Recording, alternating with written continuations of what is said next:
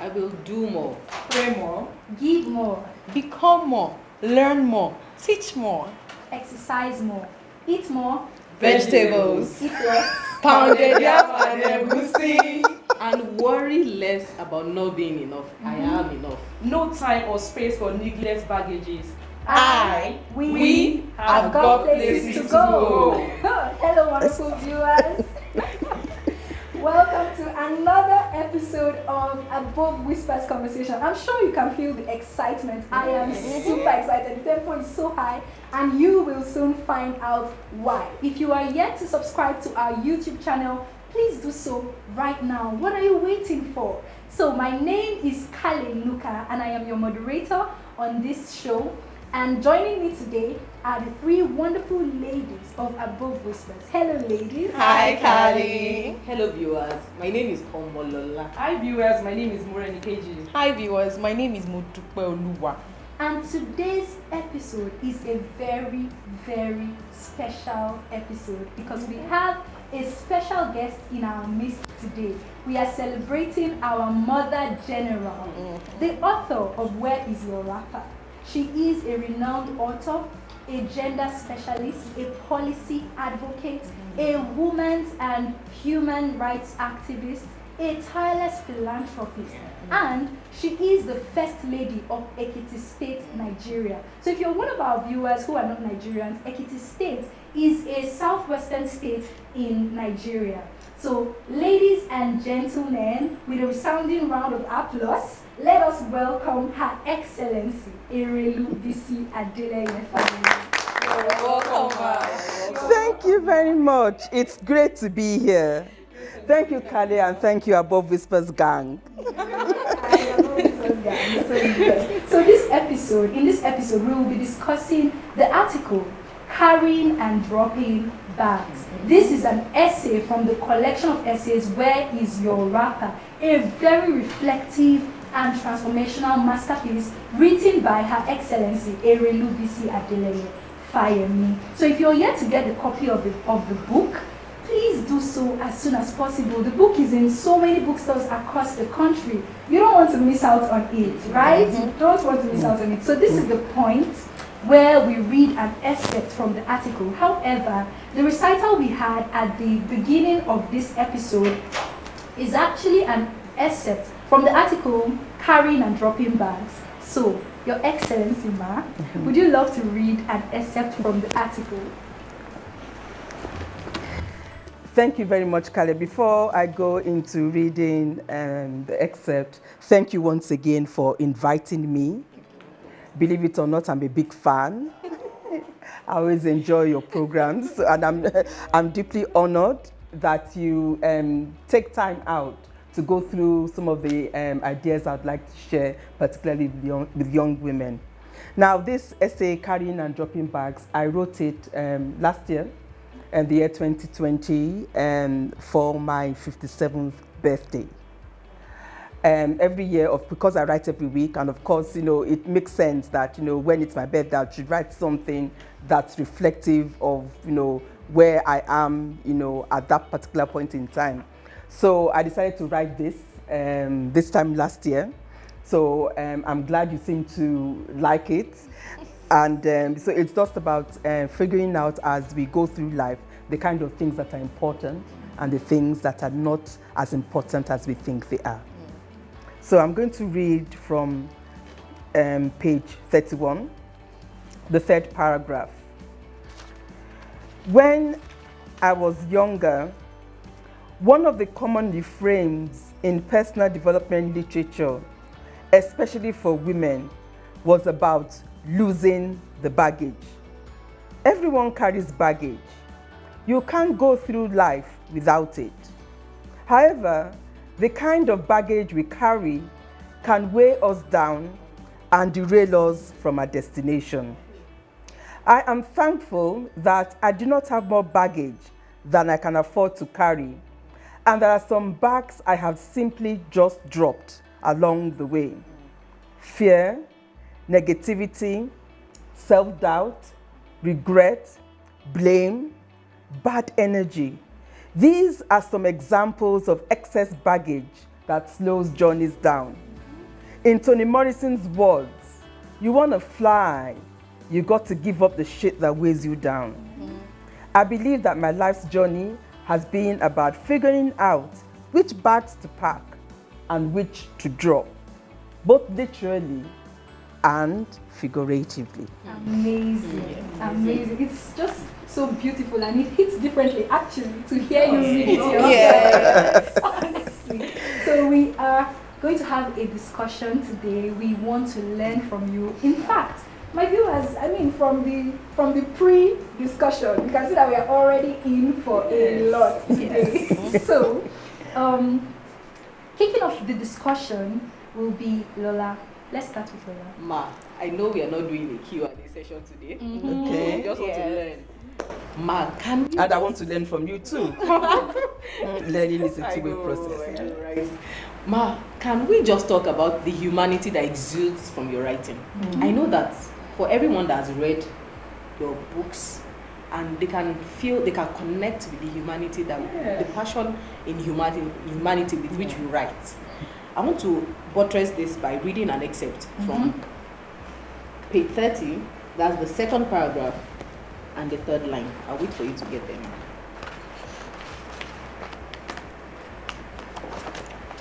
Okay. I read, I never wish my enemies death. What is the fun in that? How will they see me coming with my big gilly and even bigger smile? Ma, I must confess it is hard. In this time and age. And I'm sure everybody out there will agree. When bad energy is flying up and down and you're ready to give them E for energy, just keep the energy going. Bass. How do you do that? Because obviously there's so much finesse and class with which you do it that I'm sure that you've experienced a lot of this bad energy, but man, we are giving it back energy for energy. So we really would like to learn how you handle it. Okay, in order to respond to that question, can we go back to the issue of carrying and dropping bags? Okay. One of my daughters, someone like you, asked me about this a couple of weeks ago. Can you break this down for me?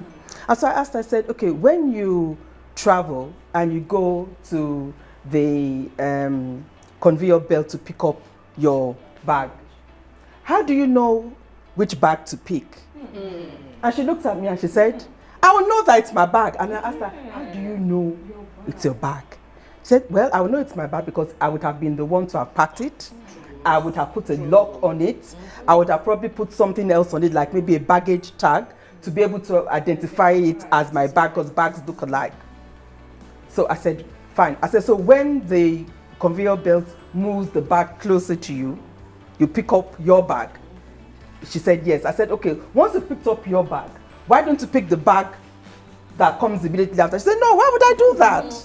Because it doesn't belong to me, it's not mine. So then I asked her, why would you then want to go through life picking up bags that do not belong to you? Wow. Okay. Wow. That's an angle I've never thought about. Face your lane. Mind your own business. Set goals for yourself. It doesn't mean that we will not be tried by vicious people. Absolutely, that's what life is all about. As I was growing up, there was this saying, and I'm sure you don't be familiar with it, like Jeje lo mo ekun rin, Jeje mi ni mo nlo, and somebody came to provoke me, it will happen. People will try you. But the thing is, stay focused on the bags that are yours to pick. Because the moment you start getting involved in picking every bag that is going round the conveyor belt, you will never leave the airport. And if you don't leave the airport, what happens to you? You don't get home. Literally. And as per this enemy's business, I know there's a huge industry, a huge spiritual industry around enemies. They are always chasing enemies all over the place, real and imagined. I have more enemies than I can count. I have enemies who I know take my name and the name of my husband to all kinds of places. But guess what? It is baggage that does not belong to me. I don't care and I'm not bothered. And if I'm praying for an enemy to die, when God decides to give me glory, how will they know? There's nothing as painful to your enemy than for you to progress. succeed in their presence. That is the worst punishment you can give to a so-called enemy. And then sometimes, as we go through life, and insisting that someone is your enemy, and there's the understanding that someone is your friend and someone is your enemy. Do you really know who your friends are? Do you really know who your enemies are? True. So don't pick bags that don't belong to you. Thank you, ma. That was loaded. Not to worry about enemies. That's why you need to get a copy of the book. Because if you read the full article, you understand what we are saying. Not to worry about enemies. Just face your lane and travel light. Focus. Exactly. So let's continue with Modupe. Ma, for me, it is how you unapologetically acknowledge that you are blessed and you use your blessings to help others. And I'll pick this from the article on page 31, the last paragraph. I'll read from there.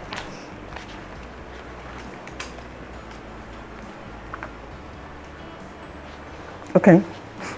I am fully aware that I enter into this day as a privileged person. Millions of women across the continent will start the day in suffering and pain.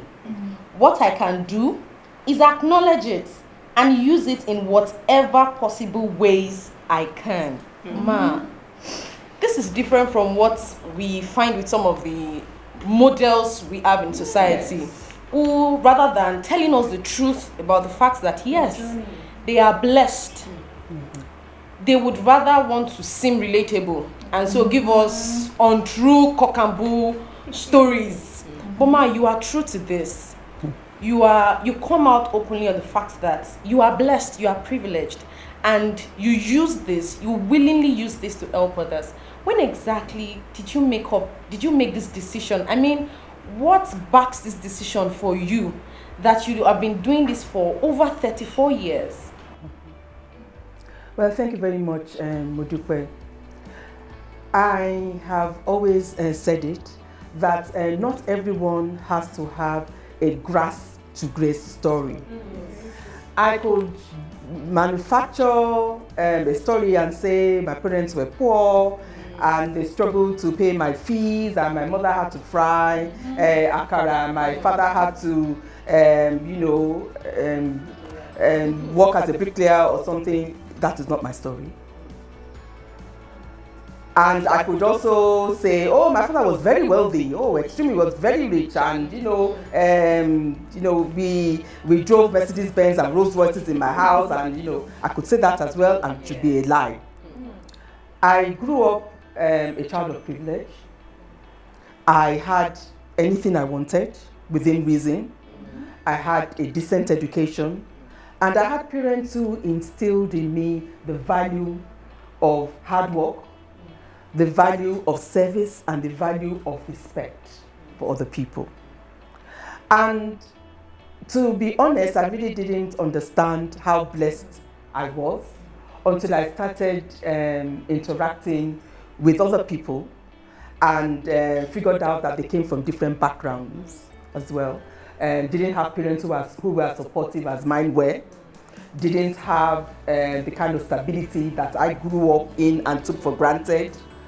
The fact that my father was a civil servant, so it wasn't as if he was very wealthy, but he was quite comfortable because those were the days when civil servants were paid reasonably well and they had a lot of benefits as well. So I never lacked for anything. And so when it got to a point in my life when I realized that not everyone had that advantage, it humbled me. And of course, as time went by, other things started coming my way. Because I was doing well with what I was doing, there were other things that I was able to do for myself. And I found myself in a position of comfort, relative comfort and ease. And I learned that you do not apologize for privilege, because it doesn't make any sense. Because privilege is God-given. Exactly. But what you do is understand that it comes with a responsibility to pay it forward, to use whatever privilege you've been given, whether it's privilege of position or authority, material things, and so on, to use that to support the next person. And I believe that for anyone who enjoys privilege, there's always someone out there who's more privileged than you are. Yes. And even if you are able to bless, 10 people, there is someone who can bless you,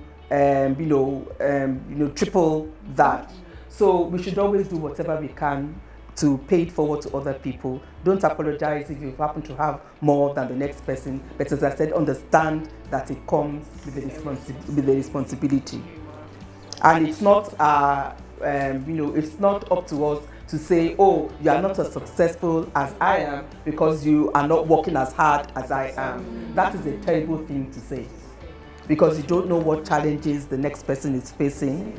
You don't know what, what obstacles are in their way. And also, you might be taking for granted some of the things that have propelled you, forward as well. That is so true. That is so true. Truly, not everyone has a grass to grace story. And one thing that I've learned here is own your story. It is your story. It's your story. It's unique to you, and it's a privilege that you have. And share your own story. You don't have to add to it. You don't have to add to it. You don't have to remove from it. It's your story. Own it, right? So at this juncture, I'm sure our viewers are enjoying this conversation. I am learning so much. I'm just soaking it all in. Right? So, and I'm sure that we have comments flowing in. We want to see your comments. Tell us what you're learning. Tell us the points that hit you hard. And then don't forget to wish our Amazon a happy birthday. Don't forget that. And then we also want to see your own opinions, your own stories too. You can share them all in the comment section to keep the conversation going as usual. So, Moreni Keji, you take us higher into this conversation. No, Ma, for me, it's how you were able to figure out which baggages to drop. Sometimes it's difficult, especially for those of us that are coming behind, to figure out which of these baggages to drop. And I would like to buttress that by reading from page 31, second paragraph. Everyone carries baggage. You can't go through life without it. However, the kind of baggage we carry can weigh us down or derail us from our destination. I'm thankful that I do not have more baggage than I can afford to carry. And there are some bags I have simply just dropped along the way. Fear, negativity, self-doubt, regret, blame, bad energy. What amazes me in this excerpt is that, I was shocked to realize that Erelu ever doubts herself. Honestly. You're not the only one. Honestly. just like me, look at you and I. And then I have come to realize from the excerpt too that we all have struggles. True. We all have struggles. And now you have been able to overcome all of these struggles, especially figuring which of these baggages to pick up and which of these ones to drop at any given point, because many of us are stuck because we don't know which of the baggages to pick up and which to drop. Could it be age? Yes, Experience. It comes with age or with life experiences. We want to know. Did it come as you were growing older or with some life experiences? Okay, there is something that I wrote yesterday as this year's birthday message, and I called it Happy Birthday. It was, I think I finished it around 12 midnight. I was tired, and I probably, didn't want to start thinking about a title that was fancier than that, so I just named it Happy Birthday. But in that, I told the story of how sometime in 1988, it was September 1988, I had just gone back to the UK at the time, but this time to London. I was born in Liverpool, grew up there, came back to Nigeria with my parents, and then I went back to live in London in 1988. Now, when I went back, I went on my own. I started dating my boyfriend then. The plan was for him to join me shortly after. He did that a couple of months later, and then we got married, my husband. So I think I was homesick at the time. And and then finding yourself in a place where it's strange to you. You don't have your familiar support system. So I was not as, how should I put it? I wasn't feeling as comfortable in my own skin as I should be. So I went into the city of London to do something, and I wanted lunch. So I went into the Wimpy's restaurant at Piccadilly Circus. So I had ordered my lunch and I sat down to eat it. I ordered a burger and a milkshake. So as I was trying to place my bag properly, somehow my elbow hit the milkshake. The milkshake hit the burger, and both the milkshake and the burger ended up on the floor. And it was one huge mess. And of course, everyone in the restaurant then looked at me, looked in my direction. I froze. I was horrified, and all kinds of feelings. You can imagine the kind of feelings that went through my mind. I was terrified. I was ashamed. I was embarrassed. I didn't know what to do. So you know what I did? I just got up, picked up my bag, and I ran out. Wow. And so over the years, I've thought about that incident, and I've laughed like, well, why did I run? And of course I ran because I didn't know what else to do. I panicked. I was, embarrassed, and then what would they be thinking of me? Like this, this black woman doesn't know how to comport herself in public. She doesn't even know how to eat a burger properly, and then she's dropped it all over the floor. So that was in 1988.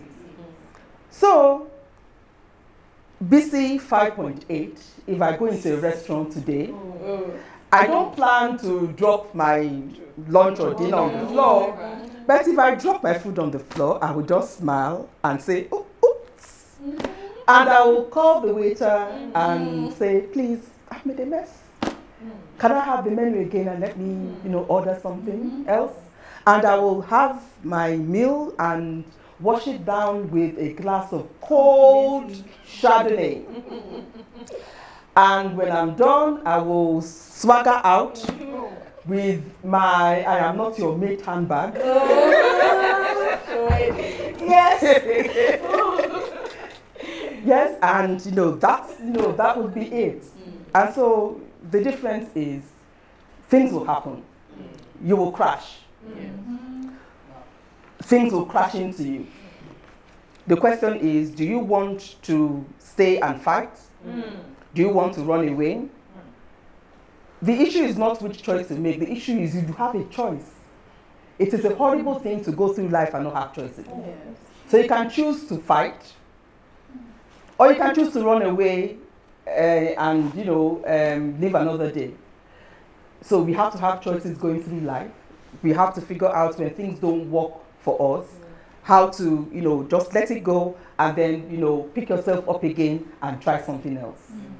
But don't ever make yourself feel like that petrified young woman who had to run out of a restaurant because she felt she had made a mess and that it was her fault and that she would be judged by it. Amazing story. Thank you so much. Wow. You can either choose to stay and fight or run away. When these things like self-doubt, everybody goes through it. Everybody goes through it. Self-doubt, fear, you can choose to face it head on or you can run away. But you have the strength to face it head on. Whatever decision you make depends on the circumstances. Yes. Exactly, it depends on the circumstances. Sometimes it's in your own interest to just live to fight another day. Yes. And sometimes you just like if, for example, if you encounter a rude salesperson, you have to you have the choice of walking out and not getting what you wanted, or to stay and insist on being on being treated, with respect, exactly. So it depends on the circumstances. It depends on the circumstances. So you make the choice that fits the circumstances. Exactly. So this is amazing. I'm enjoying this and learning a lot. I know my notes is full. I'm learning so much. I know there's something I learned from my father. When we were growing up, my father says, if he uses the words, by the way, know that your word is about to come to an end. Because when he says that, it means there is something he has been thinking about, there is something he has been processing, or there's something he has been ignoring, and has decided that today he has your time. So when he says, by the way, they think, I'm going to die today. So sometimes things happen and I choose, not to say anything or do anything, but the day I decide to have time. Yeah. So yes, so it's there are things that might build up because you don't have the energy to deal with it. Because you need to learn how to conserve your energy for the things that really matter. But the day you decide to have time to pick up a particular bag, then That's it. exactly. Because also I don't want women to keep going through life believing that it is not okay to fight. It is not okay to be angry, that you are not entitled to emotions.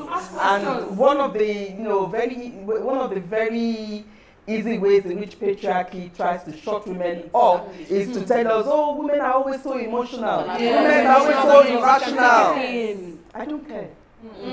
They call it emotion, call it being irrational. The thing is, I'm entitled to it. I'm entitled to emotion, I'm entitled to a feeling, I'm entitled to call people out when they're misbehaving, and I'm also entitled to my silence as well.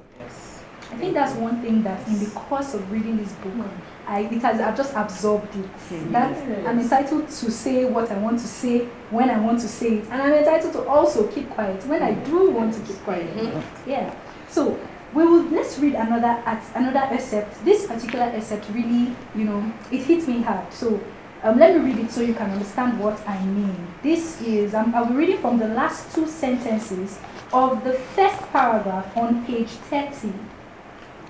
Okay, so I do not dwell on what hell has been let loose in my life. I focus on the heaven I know I deserve. For each loss I suffer, I have faith that I will gain 4 things in return.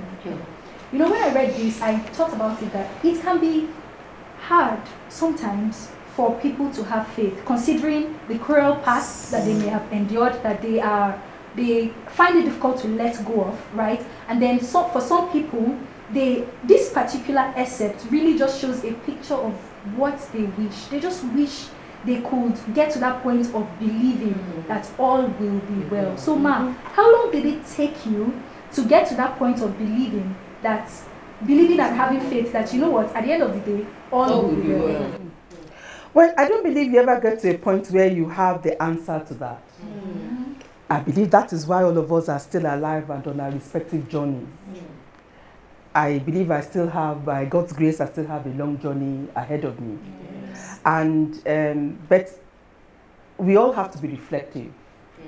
It could be something we do on a daily, weekly basis, or when it's our birthday or the end of the year. But we always have to reflect on how things have gone for us. In 2014, yes, we had elections in Ekiti State. My husband ran for a second term in office.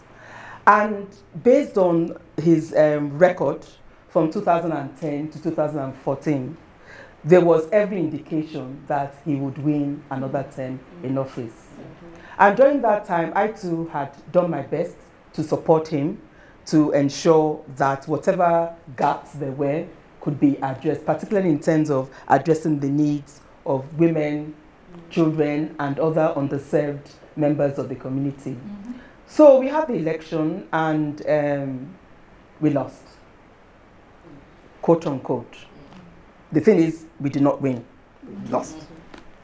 And for me, that's not what was bothersome, because no matter how painful it is, in an election, someone wins and someone loses. What bothered me, as I've said many times, and I've written about this as well, particularly in Loud Whispers, is the narrative that came after. The narrative of, they were disconnected from the people, and people never saw them. And I was like, really? We were disconnected? from the people. So all the schools that were built or refurbished, who were they for? Were they not for the people? All the hospitals and the clinics that were done, who were they for? All the roads that were built, did we take them when we left? This government house that was built, was it uprooted, when we left? So where was the disconnection? There was a point at which professional women such as yourselves called me to a meeting in Ado-Ekiti. This was sometime in 2013. Professional women. They called me to a meeting and I'd never heard that kind of accusation before. It intrigued me. They said that I had been going around the state for the past 3 years organizing programs for grassroots women and had never once bothered to call them together as professional women to find out what their needs were. So I thought it's usually supposed to be the other way around. Yes. So now, so there was this narrative, right?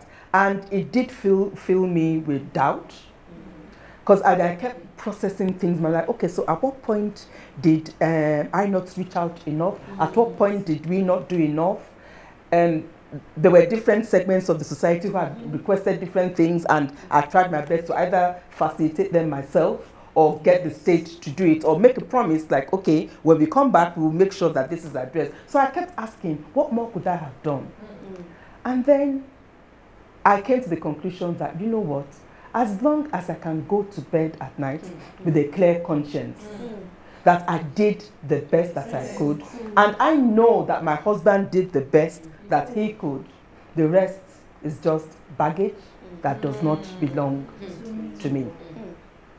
It was painful, no doubt, but then I had faith that because we had tried to do the right thing, even if we did not live up to the expectations of some people, because we tried to do the right thing, that one day we will be vindicated. And in all the prayers that I placed before God at the time, that's what it was all about. It was a prayer for vindication. It wasn't a prayer for, I want my husband to win an election again. No.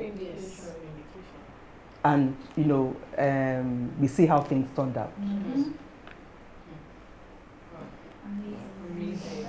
Thank you so much for actually doling out all this wisdom to us. I'm sure our viewers are enjoying themselves right now. Okay. So at this juncture, this is usually the point where we take final remarks from the ladies. Your Excellency Ma, I would love you to please sum up the conversation after the ladies take their turns on the final remarks. Okay. So let's start off the final remarks from Modupe. Ma, it has been an amazing time with you.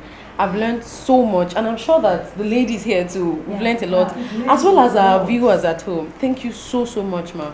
Today I'm leaving here knowing that I should conserve my energy for the things that are important and focus on carrying my own bags and not just chase around or wait for other people's bag if I know I want to go home.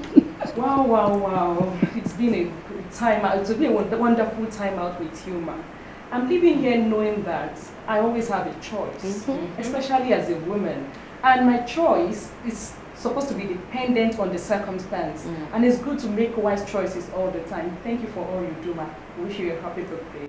Thank you. Thank you so much, Ma. I know that I'm living here focusing on my focus. Bad energy, zoom. I cannot zoom in. I will zoom. So because honestly, you can't just stop and throw sticks at every dog that barks on the way. You will get there truly. And thank you so much, Ma, because it resonates. That energy will really resonate because I think I have too much energy for myself. I realize now that. But it's okay. No, it's okay. It's okay to have energy, but make sure that it's as positive as possible. Yes. Thank you so much, Ma. Happy birthday. Thank you. So it's been so amazing on the show today. I am sure that our viewers can testify. And one of the things that really resonated with me is the fact that privilege comes with responsibility. True. With responsibility, and how humbled you were at the realization of your privilege. It's really one thing that I think I will run with, because I know by God's grace we are all going far, and it's one thing that I think all our viewers should run with. The more you gain privilege, the more you realize that, the more responsible and dutiful I have to be with this. Your Excellency Ma, can we have your final remarks? Well, I'd like to thank you for inviting me to join you for this conversation. I've really enjoyed it. I hope I'll be able to come back soon. Yes, I would like you to know that there is no such thing as perfection. I'm still learning, I'm still growing, I still have a long way to go, and so do you all. And as I've written somewhere, I think it was in Loud Whispers, there's a reason why Superman and Batman and Superwoman and so on are cartoon characters. There's a reason, right? So the issue is not perfection. What we should be striving for is to be the best versions of ourselves possible. And it might take us years to get there. I didn't get to where I am today overnight. As I said, I had to learn. I grew. I was mentored as well. And it takes a whole lot of things: perseverance, faith, patience, and so on. And so just, enjoy yourself along the way. Don't take yourselves too seriously. Surround yourselves with as much positive energy as you can, right? And own your voice and share your story if you can. Yeah. Thank you. Thank you so much. Thank you so much. I'm so excited. I have enjoyed this conversation, and I know that you have too. Don't forget, it's not about perfection. It's about you being the best version of yourself. So thank you so much, Ma, for coming this evening. Ma, could you do us a tiny little favor? Let's ask for a favor. Okay. Please, could you close your eyes for a few seconds? Okay. Why do I feel I'm being set up? Yeah.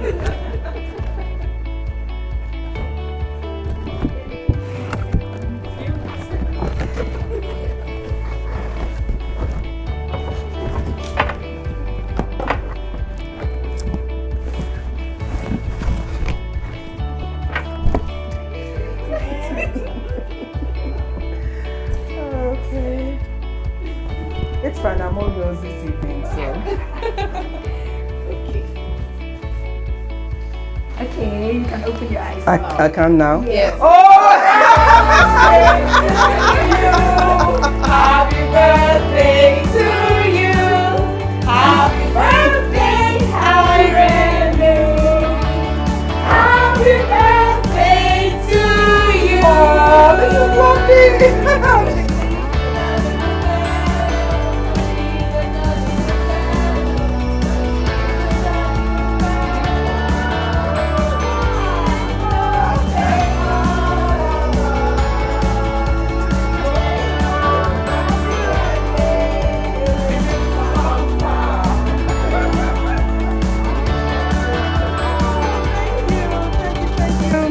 On behalf of Above Whispers media team and on behalf of Above Whispers Conversations, we present to you this little token of love. Oh, this is lovely! From us, from all of us to you. Thank you so much for all that you do and represent. Happy birthday, Erelu. Bam, bam! Oh, thank you. I am so honored. Thank you so much. Thank you so much. And I wish you all the very best in all your endeavors. Yeah, you are absolutely amazing. And the fact that we have you here in the Thank you so much for staying tuned till the end of this episode. Follow us on all our social media platforms. And if you're still not subscribed by this time, please subscribe now. Till we come your way again on the next episode of Above Whispers Conversations, we all say bye.